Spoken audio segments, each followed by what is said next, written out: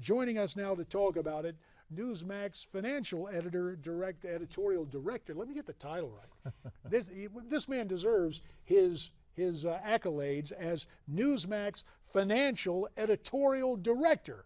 Jeff Yastine. Mind if I just call you Jeff? Absolutely. All right, call me pal. anything you want, JD. Just not late for dinner. I know that drill. Now, here's this mega merger. And consumer advocates are a little bit worried, despite this list of prominence and this list of promises we went through. What do you think is going to happen on this? Will people line up at the Justice Department saying, hey, we got a problem with this merger?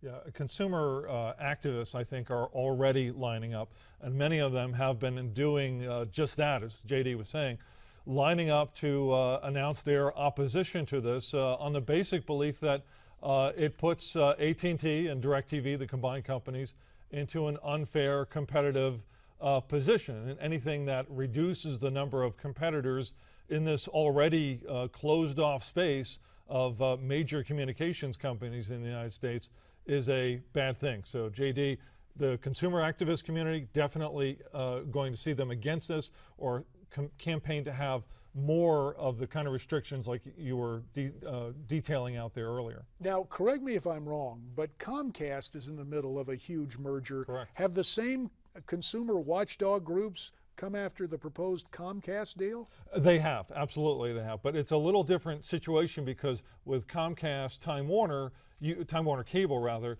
you have two companies that are in the exact same industry. They're in the cable broadband industry, as where the AT&T Direct TV deal is a little bit different in that AT&T, it's a major communications company, but within the cable area, they've got UVerse. That's only about 5 million customers.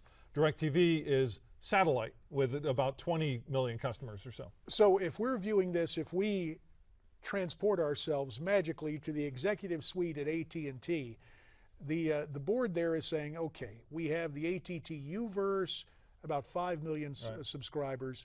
To make sure our footprint and our market presence grows, we need Direct TV. Was that the rationale for exactly. what AT&T did? The music is changing. Everybody's looking for dance partners, essentially.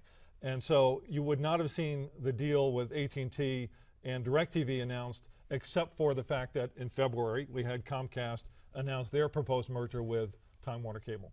Well, you see this now, and we hear all the talk about the changes to net neutrality. What happens for those with Direct TV, with AT&T taking this over? Is there going to be a day of reckoning where you get the thing in the mail going, congratulations, you're now part of the AT&T family, and here's what we're going to do for you. We're going to take over your cell phone whether you like it or not because you're a Direct TV subscriber. There's any number of different permutations that could happen here. For instance, DirecTV owns a lot of wireless spectrum.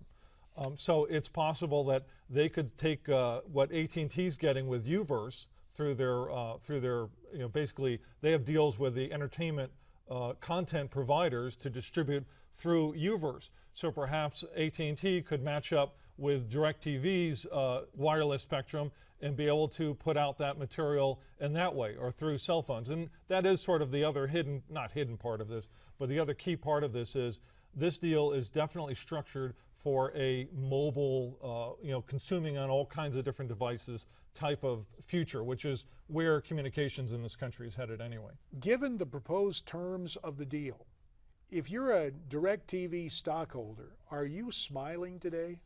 Well, it's what was a 10% premium as of Friday's close. I haven't looked this morning to see where it came out at, but it's certainly a possibility, definitely. Well, we take a look at the Comcast Time Warner situation. And perhaps, as you tend to, as I think you're implying, this was the other shoe dropping, just given where these different companies line up. The Comcast situation. You said the consumer watchdogs lined up against it. Forgive me for saying it in such a dismissive tone.